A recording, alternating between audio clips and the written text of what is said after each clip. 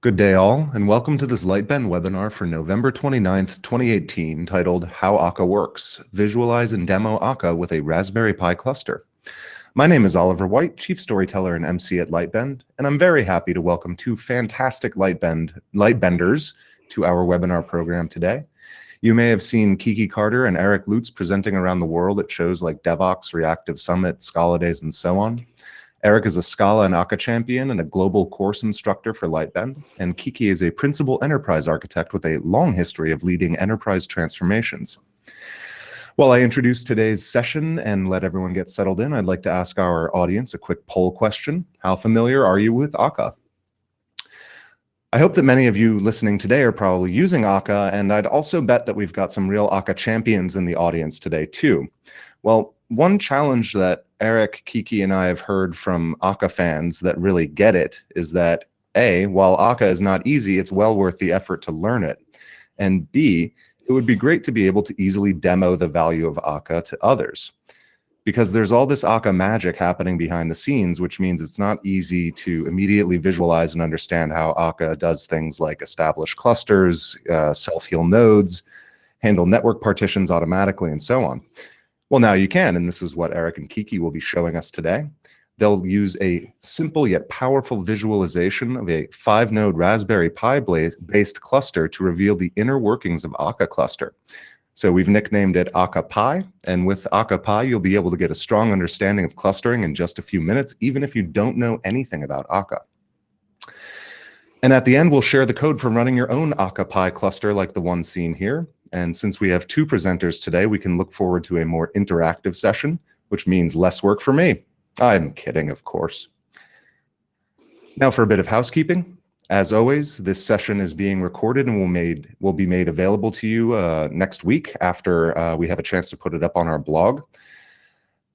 Today's webinar is also made possible only by people like you that encourage your company to become one of Lightbend's hundreds of happy customers, like Disney Streaming Services, for example, who is looking for a talented lead site reliability engineer experienced with Scala, Kafka, Elasticsearch, and more to join their team in Manchester. You can find out more information about that on our website under the Our Customers Are Hiring menu and under the Company tab. If you have any questions today, pop them into the GoToWebinar control panel in the Questions tab, and we'll see if we can get to them in the Q&A part of today's session. And if you're an existing customer, then you know that you have unlimited access to our engineering team through the customer portal. So if you have any additional tech questions, what-ifs, how-tos, and best practices to hear from us, then that's where you go for that. So that's all from me. Let's hand it over to Eric Lutz and Kikia Carter. Hello, welcome to our show, folks. Hi, hey. Thanks for the welcome, Oliver. Yeah, always. Cool. So Eric, would you like to kick us off? Yeah, sure. So yeah, welcome from my side. So we're gonna show you hopefully an exciting demo and about showing how Akka Cluster works visually. And let's kick it off, right? So I give the word to it's actually a picture taken on my desktop at home, and you see that I built many of these clusters, and this gives you a preview of how it looks like, but I'll show you a live view later on during the session. All right, I'll hand it to Kiki. Great, thanks, Eric. So we want to start out and answer a few questions before we actually get into the demo. And it's really important to try to lay this foundation around a little bit of theory, not too much, but a little bit of theory around clustering, why we build clusters, why it's important, and building out distributed systems, and then move on into how Akka does this and show you then inside the demo. So to get started on that, we want to talk about why we do clustering. And one of the main reasons for doing clustering, for building computer clusters, is for building resilient systems and building elastic and stateful services. And that means that you're resilient in terms of maybe duplication, and also in the ability to be able to provide work distribution. You're able to scale in different ways. And you're able to understand the membership of your cluster, understanding what's a part of this cluster, how is it growing, who is a member, and where work can happen and where work will happen throughout your cluster. If we look into Akka Cluster in particular, if we go on into what we do in Akka Cluster, and that's on the next slide, we can see that Akka Cluster helps you to provide some of that resilience that you have. And when we talk about membership, I'll talk about how we do it within Akka. So for one, it's a peer-based membership, cluster membership, or peer-based cluster. And it's decentralized and it's fault tolerant, and there's no single point of failure. There's no single bottleneck. And it does this, it creates this peer-based, which is different from a master. You may have something where you may have a master worker type of cluster membership. Instead, we have peer-based, and we use something called gossiping in order to understand, as a protocol, to understand who is a member and what state all the members are at any point. We also provide within Akka Cluster failure detection, and that's through a fire accrual failure detector. And what that really means is what it's doing is creating an algorithm that keeps track of what is considered a failure, what we look at as failure to connect within heartbeats. And it uses this algorithm to understand whether or not to mark something as unreachable or reachable. And that's what we look at in our failure detection. Every partition does have a leader. So just because it's peer-based doesn't mean that you don't have a leader. There is a leader, and there is a leader elected, and there's a specific way that we elect leaders within the cluster. What's unimportant right now, but the important thing is there is a leader at any one point in time. The other very important thing is that that leadership is a dynamic role. And again, this goes back into the peer-based cluster formation that you have. That means that no one, again, there's no master leader. There's just a person, a node that's able to take on that leadership role. And that role is important in understanding your node state transitions and deciding on when to move certain nodes to specific parts in the transition. And we'll look at that in the next one. But we also have something called the Akka Cluster Singleton. And a singleton is something that you may be familiar with from your development as well. When you're developing applications, you have this idea of a singleton being something that a component, you can say, that runs only in one place, only one copy of that component running at a time in a traditional application. And in this case, we mean only one copy running at a time on one node within the cluster. So not just one within all the nodes, but one within the entire cluster itself is a cluster singleton. And so all of these things are things that make up, these are the features and characteristics and some of the salient characteristics of Akka Cluster itself. Now we're going to look at the Akka Cluster state diagram. And this is important to somewhat grasp, but the more that we talk throughout this session, you're going to hear more and more about the states that the cluster members can be in, the nodes within the cluster can be in. And so you'll see that there are a number of states. There's joining, up, leaving, down, exiting, removed, and then this unreachable in the center. And you'll also see that certain states can only take place via the leader. The cluster is made up of these nodes, and these nodes have to have things like be able to do stuff like converge into what the node, what the state of the cluster is. It has to do things like detect failures. You have to be able to elect leaders. You have to have something like a seed node in order to actually start joining the cluster. And all of those things are important, and all of those things are able to, are what drive this membership lifecycle. They're all important parts to driving the membership lifecycle. And so a node itself begins in this joining state, and that is a state that it can create itself. It's a joining state. But to move to the next state from joining into up, that requires a leader action. And so a leader has to be the one to set the member state to up. When a node is leaving, yes, go ahead. Yeah, and it's maybe important to point out that the up state is one of the key states in the diagram, because a node can only offer services to the clients basically when being in the upstate, right? All the other states are Absolutely complementary. Yeah, that's a really great point, Eric. Being in the upstate is very important, and that is the state where you're able to serve, where your node is able to serve. There are other states. There's an exiting state where, again, the leader has to say that you are exiting. You've actually left this cluster. And so these are our two leader actions.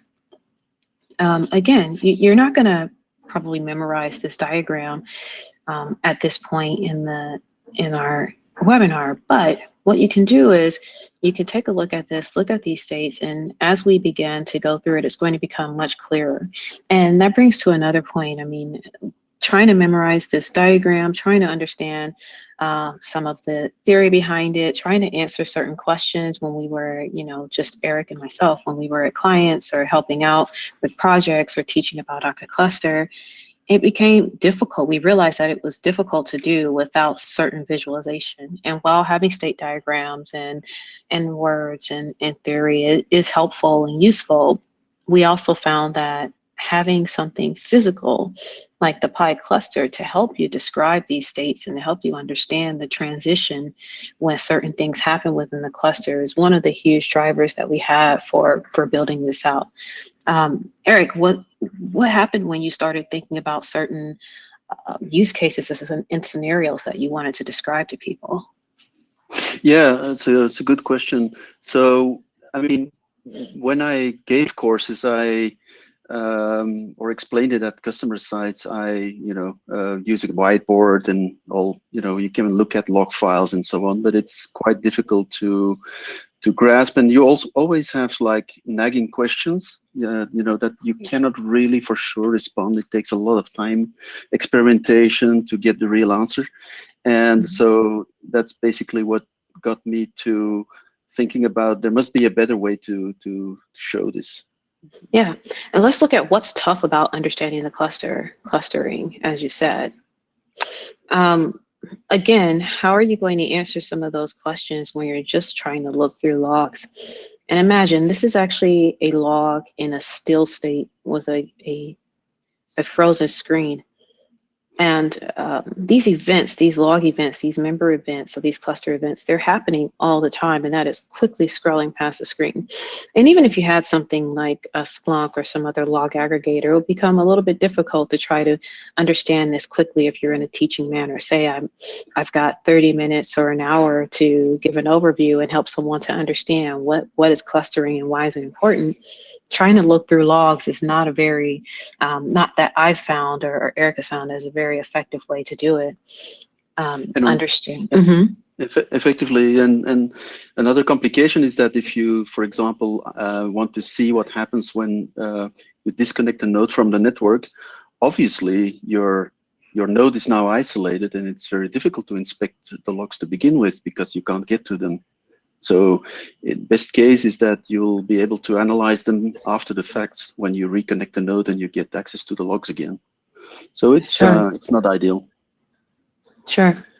And if we look at other things, if we look at the failure scenarios, speaking of what happens when, if we start looking at certain failure scenarios, Eric, what happens? Why is it tough to understand within these failure scenarios? Yeah. Actually, before we jump to that, maybe look at it from the point of view of the node, right? Because we tend to, mistaken ourselves for, put ourselves in the position of the nodes as, consider them as a being that has a similar view of the world as we have, and that's not the case, obviously, because a computer, the way it sees the world is through this tiny peephole, which is the network interface, and that's the viewport on the world. So anything that happens to a node, it only can get that, to another node. It can only get a view on that by looking through the network interface, and that brings us to the point that you just brought up, Kiki, where it is for a node impossible to distinguish between different failure scenarios. So to illustrate that, I have two nodes, node 1 on the left side, node 2 on the right side. And one failure scenario is that when the network fails. So we unplug a cable, or there's a switch in between the two systems, and it, we pull the power on the switch. So now node 2 doesn't see node 1 anymore, or node 1 doesn't see node 2. And that's one scenario. Another scenario might be that maybe the hardware fails. The node 2 just disappears. And as far as node 1 is concerned, it cannot make a distinction between these two scenarios. But there's more. We could have maybe the JVM crashing, running out of memory, whatever. In this case, again, node 1 can't tell the difference between these scenarios. And we could also have the application that crashes or is stopped, whatever. And then we could have maybe the JVM going into a very long or a rather long JVM pause, which looks to the outside world as if the node that the application is no longer responding. Okay, so and additionally, sorry, I was going to add one thing. In addition to this, some of the things that we've also noticed is that you may have an unknown reason why your heartbeats are getting longer and more extended, and really not know why you're unable to reach this node 1 between node 1 and node 2. And it may be something that's outside of your control, outside of your application, outside of your JVM, even outside of the control of the network team, especially if you're running with Kubernetes or running in containers or running in a POS environment. Yes, exactly. So here was the idea that I got almost a year ago. It's like, what if we build a system that can show the state of all the nodes on each node as seen by that node. So in that way, we get a holistic view of the state of the cluster, right? Even though the nodes may not see each other, but we still have, if we can achieve this goal, then we've made a big step. So that's, then I thought, okay, I need some nodes, and I thought about the Raspberry Pis. I did some soldering, bought some LED strip, played with the different drivers to control the state of the LEDs, the color and the brightness from software, specifically from a Scala program and an Akka program, and then put 5 of these in an assembly that looks like shown on the picture. And so we have this setup. On the right, we see the 5 nodes numbered from node 0 to node 4 on the top. We have obviously power, which is which we take from a 10-port USB power hub. Then we have 2 5-port Ethernet switches, and you can see that the top 2 boards are connected to this switch, and the 3 lower boards are connected to another switch. There's also a connection, a network cable running between the 2. So if that network cable is in place, we can consider that all these nodes are just be able to talk to each other. If we disconnect this cable, then the top 2 nodes only are able to talk to each other, and they don't see the bottom 3 nodes, and vice versa. Then actually now in my current setup, I'm not using the router, but there is a router which allows you to, when you're developing stuff on this setup, to have a connection to the internet from the boards. And then we have the laptop from which we control the demo, and the source is actually on the laptop. It's a multi-project SBT build.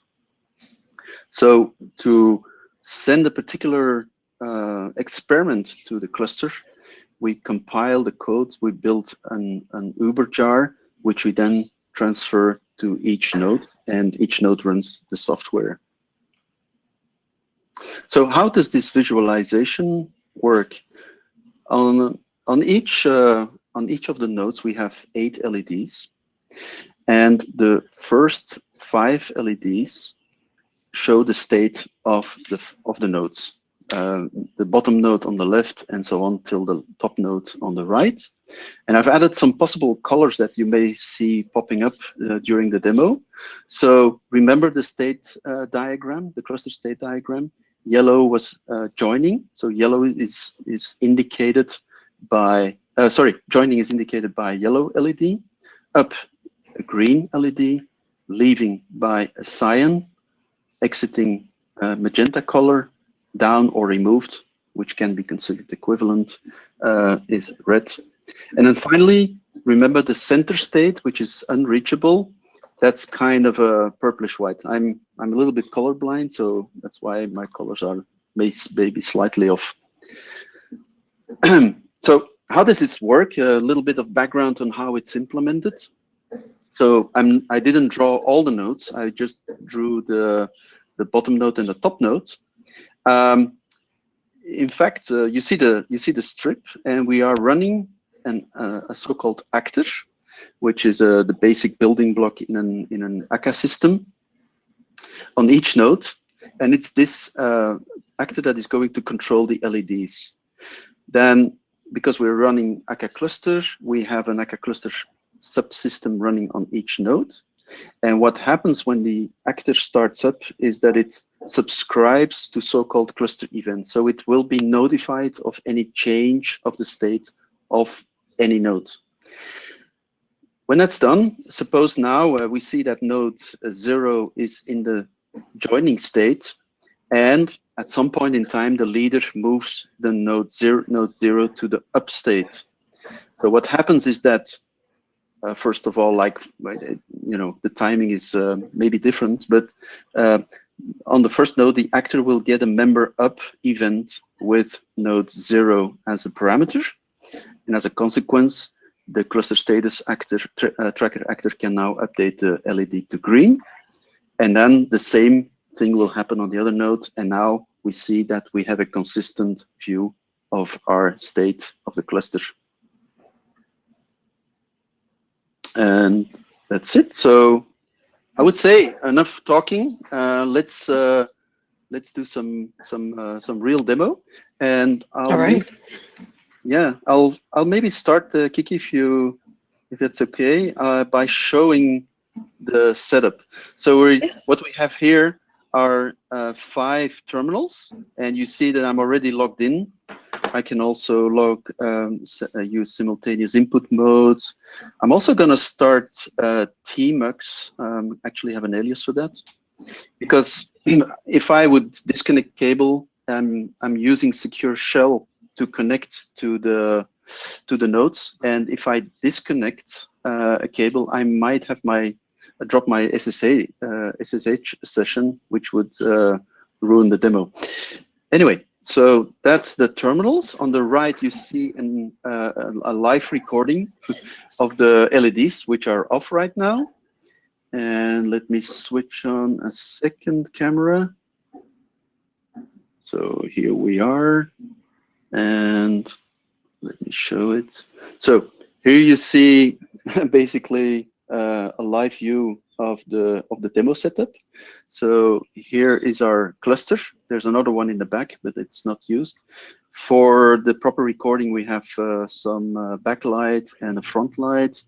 And then you will recognize the 10-port USB power hub and the 2 switches.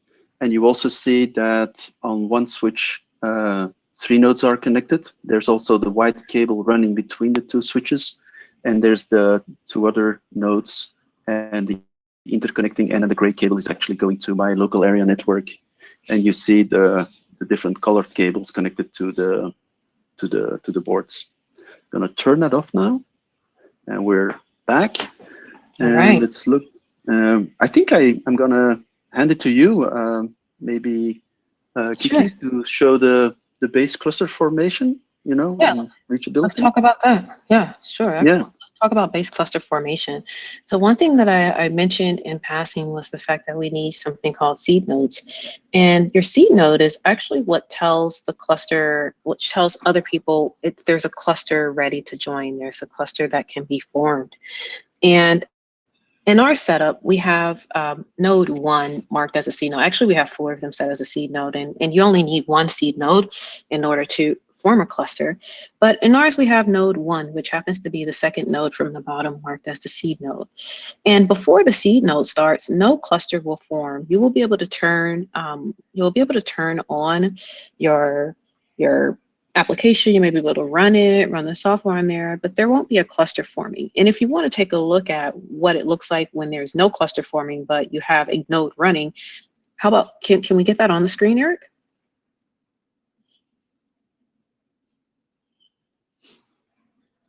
So one thing we could do is start a non-seed node, and you can see with the non-seed node started that your application will run, your node will start up, but your clustering won't be available. There won't be a cluster available to join. You won't be able to run and self-join. And the seed node is a special node because it's the only node that can join itself and form a, so to speak, cluster of 1. And this is important. And in this time, there are different ways to do clustering and to do cluster formation. For this demo purpose, we are using a seed node, but there are other ways to do that. And we do have some tooling in place, for example, if you're using DNS in order to do some automatic cluster formation, something that we call, so we have some Akka clustering tools and some tools around Kubernetes as well in order to help you to form clusters a little more dynamically. In the case of the seed node, you actually have to put into your configuration which seed nodes that you have. And obviously you'd probably want to use more than 1, but theoretically speaking, 1 is enough in order to start it. So now we have, if you look on the bottom at the first from the bottom cluster. Actually, Kiki, I think we forgot to explain the other 3 LEDs. So I don't know, let's quickly do that. Yeah. So because there's the 3 LEDs missing, there's a heartbeat, there's a singleton, and the leader. So leader should be obvious. If a node is a leader, this LED will be on, cyan. If there's a singleton running on a node, this LED will be blue. And then there is this heartbeat LED that blinks when simply when the software is running, right? So right. Sorry for interrupting. No, that's a good one. That's a good point, because that's what you see on this first node here. You see the software blinking. You see this white light blinking, and that just means that it's ready. It's running. But check out what happens if we, yeah. I fired up the middle node now. So it's starting, and sometimes these states will go by very quickly. So you'll have to use your super eyes to slow down time. All right. So what you can see here is 2 nodes are running. You see the white light blinking. You notice that, hey, we do have the ability to form a cluster here because there are seed nodes around. But there are other things you can do, like set up, hey, we need a minimum of 3 in order to bring the cluster up and to form a cluster. We won't form it until there are 3 nodes running at a minimum. There are things like that you can do. And this is all part of your configuration once you set up your Akka clustering. I just fired up the first seed node, so we should see some action soon.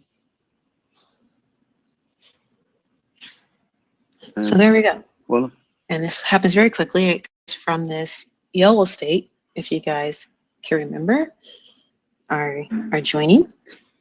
Yeah, actually, it's now configured to have at least 4 nodes up in the cluster or in the joining state before it can move to up. So that's something we didn't, perhaps we should have told. So you see that there are 3 nodes now, but they're not yet in the up state. You also don't see a singleton, but they're in joining state. Okay, so as soon as we kick off another node, shall I do the top one? Yeah, let's do that one. And we need to explain what this number 7, this magic number 7 is also called. So soon the heartbeat LED should start blinking, and then we should see something changing. And if you can remember that state diagram, you know, it goes from joining to our special up, and that is our green. So we have the 4 leader. DC. Yeah, sorry. I was going to say the leader is the one who decided, hey, we're ready to go up. Let's everybody go green now, right? And that is one of the responsibilities, and one of the most important responsibilities of the leader, to say, let's bring this person into the up state. Yeah, exactly. You also see the singleton LED is now on the bottom node, so that means that the singleton is running on the bottom node. And so here it's worthwhile to stop a second to pause on explaining the power of the visualization, because we can see in the blink of an eye that the 4 nodes show that, you know, have the same view of which nodes are up, right?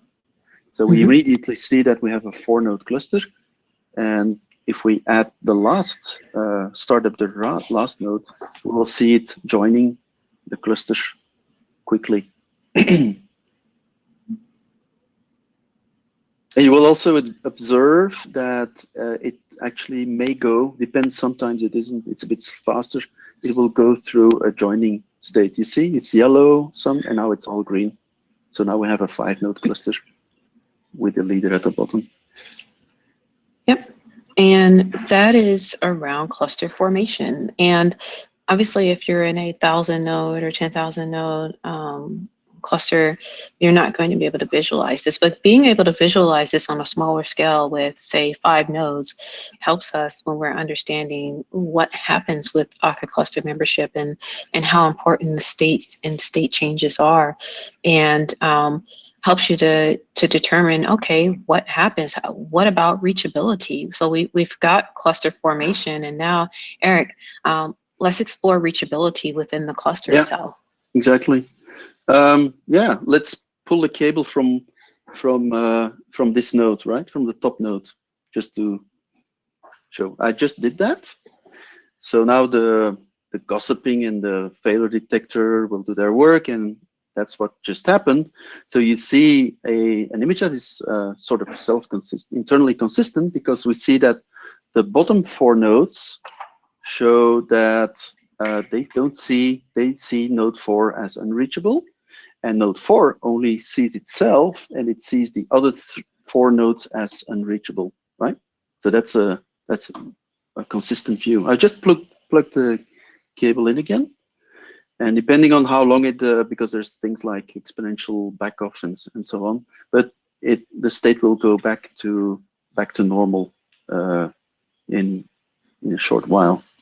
And you guys might have noticed there are 2 cyan lights now, which means? Oh yeah, exactly. That each part. So we're healed again. So we have 1 leader. Let's pull the white cable, which separates the bottom 3 from the top 2, and notice indeed, as Kiki pointed out, the leader LED. You see that we have another leader now here in the top 2. These top 2 nodes only see themselves, and the bottom 3 nodes only see each other, and they also have a leader. So I'm going to plug back the cable, which should bring everything back to normal in a short while. All right? Great. So, yeah, maybe important to point out that we could leave the cable unplugged for as long as we want. Nothing will change, right? It will only tell us that a node nodes have become unreachable, and as long as we don't restore the network, things will just stay as they are.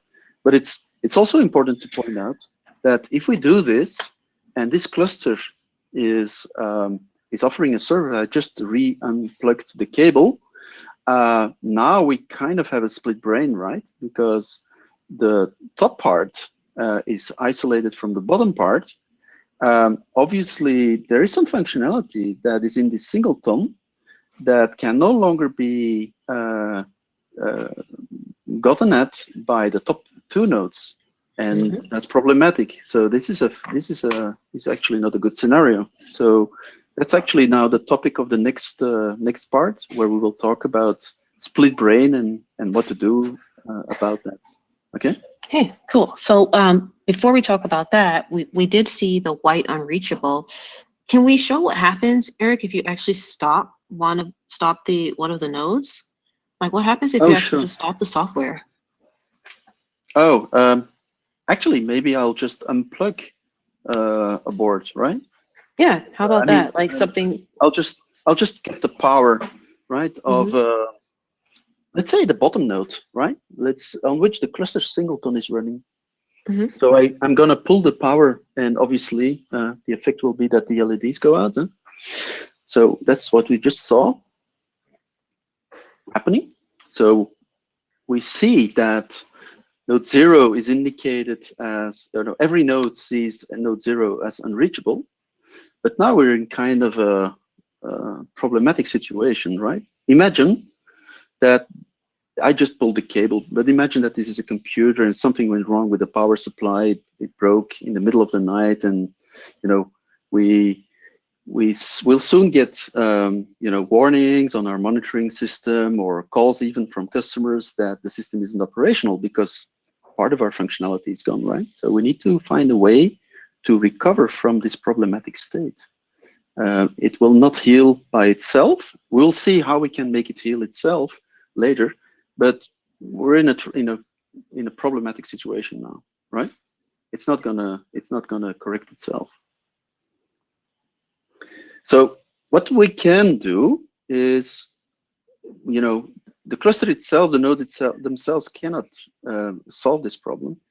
But if we carefully analyze it and we say, okay, we have a problem, we cannot repair the power supply from the bottom node immediately, is there a way that we can recover? And there is. We can actually tell the remaining partition of 4 nodes, we can tell that they can safely consider the bottom node as having been removed from the cluster, right? Which is true because it's actually completely gone. There is no singleton anymore, nothing, right? So let's do that. There is actually a management interface to Akka Cluster, and we can send it. So this REST interface has a number of functionalities, and one of them is that we can say, we can do a put, and we can say we're gonna declare a node as down, and obviously we need to tell it to one of the surviving nodes. It doesn't matter which one. We can take, let's say, the middle one.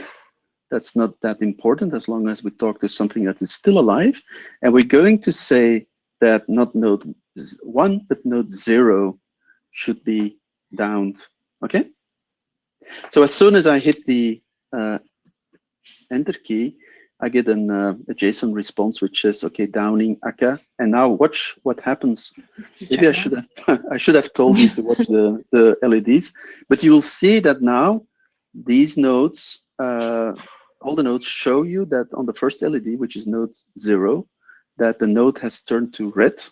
And if you replay the video afterwards, you will see that it actually, it may have gone, I don't recall, it may have gone through the intermediate states, but you see that we have a 4-node cluster, we have a leader, obviously, and we have the singleton that was brought back to life. Okay. Great.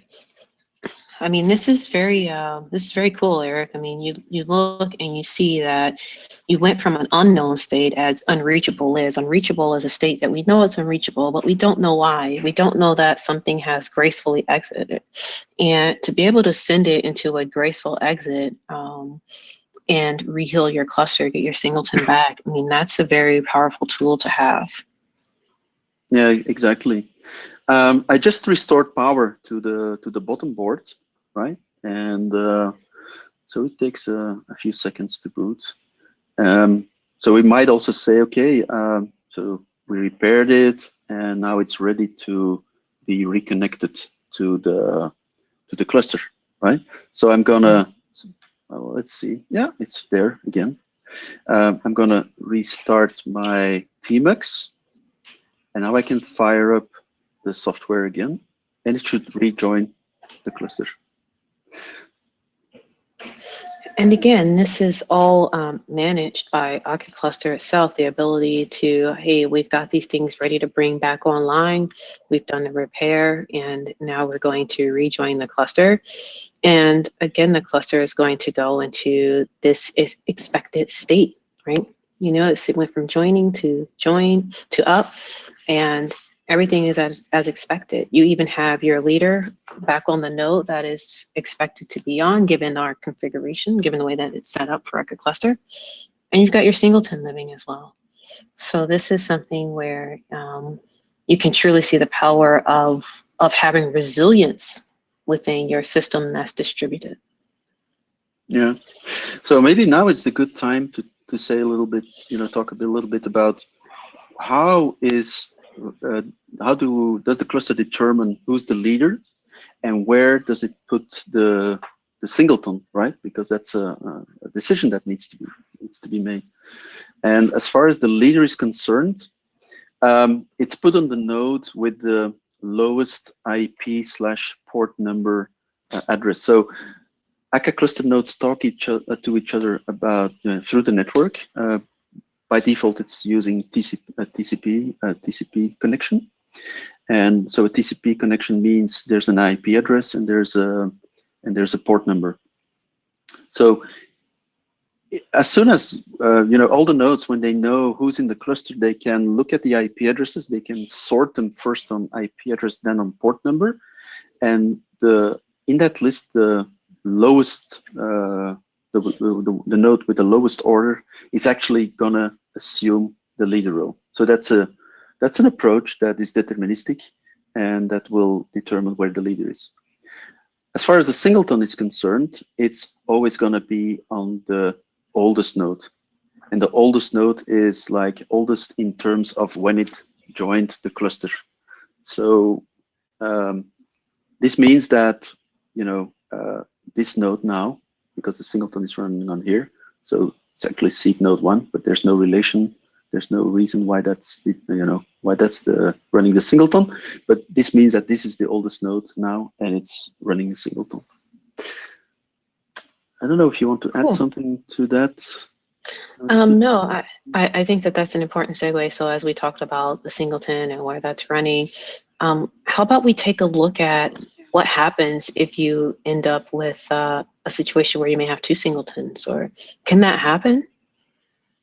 That can happen. That can happen. It's actually there's actually many scenarios. So you should always, especially if you do things manually, you should always be very careful to examine what the status of your cluster, check network connections and that kind of things, because if you do things wrongly, you may still end up with two singletons, right? So let's maybe try out a scenario. I'm gonna stop a couple of nodes. So I'm gonna actually send sigterm, the terminate signal to the first seed node. Well, this node, you will see that it actually is transitioning from up to via leaving, via exiting to down. If and you'd be surprised to know that is a graceful exit. Even that's a grace. Yeah, exactly. So it's doing what is called a coordinated shutdown. So if I stop the middle one, watch the LEDs for that node. So this LED, the one right to on the right of the red LED. So I stop that. You will see that it goes through cyan, magenta, and then to red. So I have two nodes down. So my singleton is actually on the top. So that means that this is now the oldest. We know that now this is the oldest node. Now we stop the second one from the top, and finally we stop the top node. So what we have now is a one node cluster, right? So it could still offer some services because it's got everything that it has. It may not be able to handle the load anymore. That's another topic, but we still have a valid cluster. But if you remember from the drawing, let's see if I can quickly get it on the screen. We know that this node is not a seed node, right?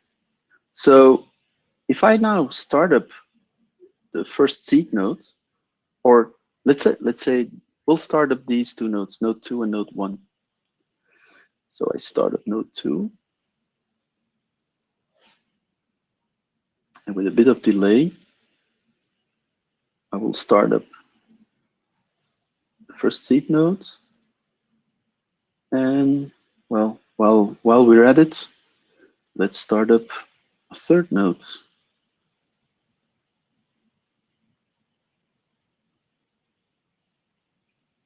Well, that's interesting. We're starting one that's not the seed node, and the remaining one, which is seen as the oldest, which has the singleton and the leader on it, was the non-seed node. But now we're going to start a seed node. Yeah, we started a seed node, and I'm going to explain what's going to happen, which is not a good thing, but it's important to understand. Well, we already see two leaders here, eh? We already see two leaders, so it means that the nodes that we started up, the 3 nodes, they don't see the other node, which is normally because the bottom node is not in the list of the seed nodes, right? So now we have a problem because we have 2 clusters.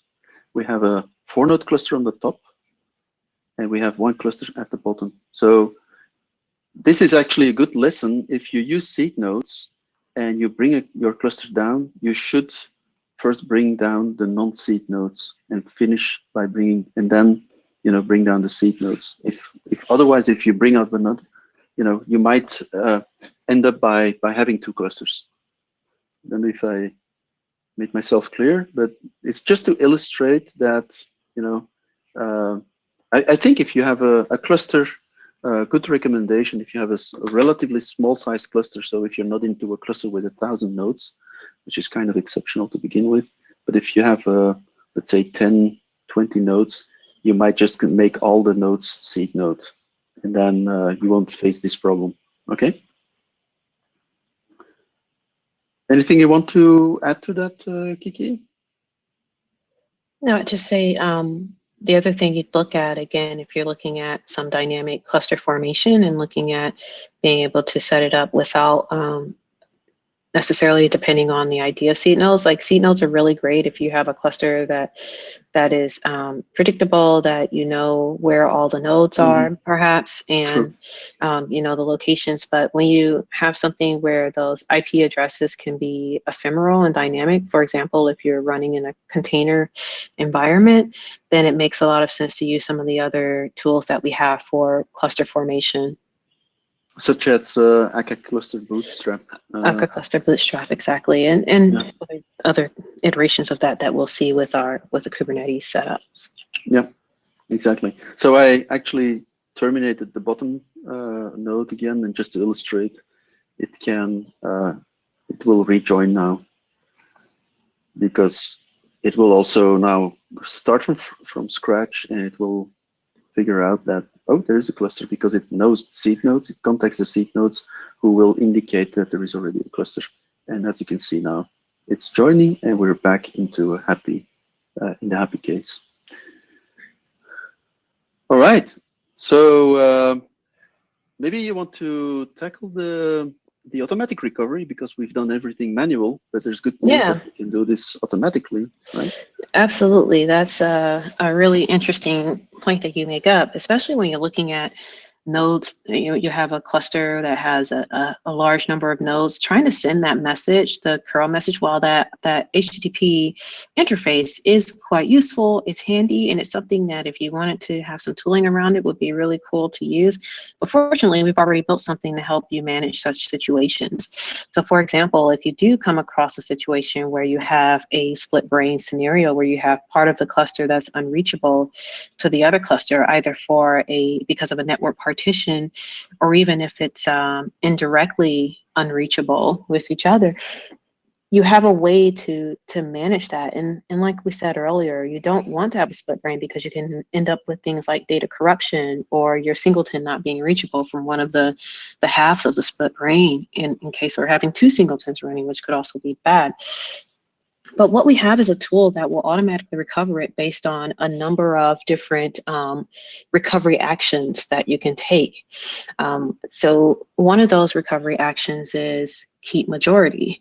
And that means that in the face of a split brain, say you had the one that we had before where there were 4 nodes and 1 node was down, it automatically will down the 1 node cluster, 1 node half, and keep the 4 up. So it takes a decision to automatically heal the cluster so that it knows that, hey, this one is down, mark this one is down, and actually bring that node down, stop it, so that the other cluster, you don't end up with data corruption or any other nasty things that you'd see in such a situation. And there are 4 different scenarios that we have. But first, I just want to show you which scenario are we going to use first, Eric? We're going to use the keep majority scenario, right? And that, and that one is most intuitive, right? That one seems like, hey, you know, the largest one, we'll keep that. And while Eric gets this running, I'm going to talk through the other strategies that we have. So we have keep majority. We also have keep a static quorum, which means I set a number, a static number for how many should be in a quorum to determine a quorum of this is the cluster side that we will keep, and we'll keep that one. We also have keep oldest. So if there's a case of a split and there's a node that we have marked as, that has been marked as the oldest node, we'll keep that node, whatever half of the split it's in, that one will stay up and the other one automatically go down. And then there's one called keep referee. And what keep referee does is you can mark a specific node as the referee that maybe it's some important node, maybe it's running something where you never want that one to be shut down in case of a split, even if it splits and there are only 1 or 2, or it's a small half of the cluster of the split side in the cluster. For some reason, that one is important and you want to keep that one running, then that one will stay running. So we have keep majority, we have static quorum, we have keep oldest, and keep referee. And right now we're going to show you the keep majority, which if you remember, we have a, again, a split, a network split within this configuration where there are 3 nodes on one interface and 2 on the other. So Eric, how are we going to go about this? Yeah, we might try to do exactly the same scenario as we had before, but I don't remember exactly which one that was. So we might just, you know, maybe just split the cluster in 2 parts, you know, by removing the white cable so that the 2 top nodes are stay together and the 3 bottom nodes form the other partition. And then, yeah, we should see what happens, right? We can, so watch closely. Yeah, so everybody will check closely. Yeah, exactly. It's going to take about, as soon as unreachability is detected after I disconnect the cable, it will take like 7 seconds before it makes a decision, right? So I'm disconnecting the cable now. So it's disconnected. So we do have a heartbeat set up to know when something becomes unreachable. Yeah, how it's unreachable. That, yeah, so we see the top 2 nodes, and now we should see something happening. And voila, so the top 2 nodes went down, and the bottom 3 nodes remain, and they form a 3-node cluster. So it's not that all of a sudden Akka Cluster has become as it's like looking at a crystal ball, right? And then knows that the other ones are down. No, it's like looking at, oh, I'm in a partition. I know that the cluster has 5 nodes. Now I only have 2, so I have a minority. I'm in a minority end of the partition, so I need to go down, and that's what happens. While on the other side, it's like, oh, 2 members left. We're still 3. We have a majority, so we will stay up. That's very cool. What happens. Very cool and very useful in real life when you're looking at operations and enterprise situations where you're running clusters rather large or small, especially when you're looking for resilience among those clusters. So exactly. Eric. Maybe I don't know, my suggestion would be maybe because we have 3 nodes, right? So it's always whatever we do, it's gonna there's gonna be a decision, right? It's not that there's like a draw or something. So what if I disconnect this node? You know, so then there will be again a split into 2 ones. It's the bottom and the 3rd node, and then the middle node will be on its own, right? So, and also interesting to watch, follow the singleton, because the singleton is now will be running on the minority side of the cluster. I just disconnected the cable. So voila, and reachability, some 7 seconds. And voila, that node went down. The singleton is not yet there, but it's going to reappear soon. And it's on the bottom node, you see? Interesting. And that's it, yeah. And then we could take one more step. We could disconnect, the last cable, sort of speaking. That's what I just did. And now it's a draw, right? And you would think, maybe now everyone needs to go down because no one has a majority, right? But that's not what happens. And what actually happens is that we can do something better than in the case of a draw, just to shut everything down. We can say, well, is there a deterministic way to keep one half up, which in this case is 1, right? And bring the other one down, and that's the case. Remember that we can sort, that we have knowledge about IP addresses and port number, so we can make a list of and that's what the nodes do. They make a list of all the remaining IP addresses and ports. They sort it, and then in case of a draw, it's the partition with the lowest, with the member with the lowest IP number that will remain in the cluster. Okay. And I guess that kind of wraps it up for the demo, unless there's something you want to add, Kiki?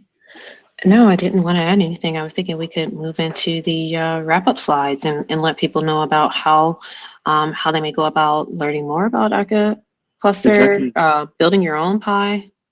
Yeah, exactly.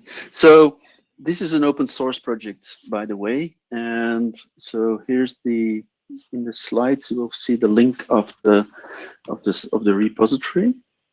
So let's have a quick. I've just put that into the GoToWebinar chat for everyone who's interested in going to that GitHub repo now. And this was an excellent demo, folks. Thank you so much. We only have a couple minutes for questions, but there were a lot of them. So let's just go into a couple that were repeated. Is the lowest IP number something that you can configure in terms of, designating the last one standing? Does it have to be based on lowest IP number, or can you configure that for whatever you like? Well, the lowest IP address will be, it depends on if you have let's say a cluster like this one, the addresses are like statically configured. So it's simply, a list of statically configured IP addresses, and that's it. And in terms of, it's used as we saw for determining the leader role, right? Which is kind of something you don't really care about. It's something that is like internal to the functioning of Akka Cluster. And it's also, in some cases, depending on how you configure your split brain resolver, it can be used in making certain decisions on downing nodes in a partition or not to down nodes in a partition. But that's, again, if you work with static IP addresses, that's, as the name says, it's static. If you work in a system like with Kubernetes, you could run Akka Cluster in a Kubernetes cluster. Then the IP addresses may be assigned by Kubernetes, and yeah, then it's going to be whatever Kubernetes hands out that will decide what happens. Yeah, and again, that's not necessarily the last one standing. That's just leader election, and that doesn't, that's kind of unrelated to the fault tolerance. Your last one standing, if you wanted to make sure that, you wanted to make specifically that this one is always there in case of a downing, X node is always there, then there's configuration that you would do in the case of, for example, the split brain, to say either keep the oldest one or keep the referee. Yeah, gotcha. Exactly. And speaking, Eric, you mentioned Kubernetes, and there were quite a handful of questions using Akka with Kubernetes. Do either of you have anything to remark on that experience? Yeah, I can start out, and Eric, you can also add to it. But we actually do, and that's actually another iteration of the Pi project that we were working on ourselves. But we do actually work with a lot of people who use Akka with Kubernetes. And there's a difference between Kubernetes' role in your cluster and the cluster formation and the role of Akka itself within the cluster. And Akka clustering is closer to your, well, I would say, you know, if you're thinking in terms of proximity, it's closer to your application. Your Akka application can be aware and aware of your Akka cluster. Whereas Kubernetes in its role is more around orchestrating the infrastructure, if you consider clusters as the infrastructure of your application. And the things that you can do within your application itself when it comes to scaling or managing your nodes and managing your clustering of the application on that side, the logic and the state on that side are a little bit different than what you would do the roles and responsibilities of managing your containers without managing the state with your container management. So being able to separate those cleanly allow each thing to do its part very well, and allows you to actually develop and grow and evolve your application in a more hardened, predictable, and resilient and fault-tolerant manner on both the sides of your infrastructure, your containers being fault-tolerant, as well as your application itself being fault-tolerant. Eric, if you want to add something to that. Yeah, exactly what you said. And, you know, even though you can build a system that is very reliable, elastic, and so on with Akka Cluster, I think what Kubernetes brings to the table is that, you know, you can you have more flexibility in deploying it on a shared infrastructure, right?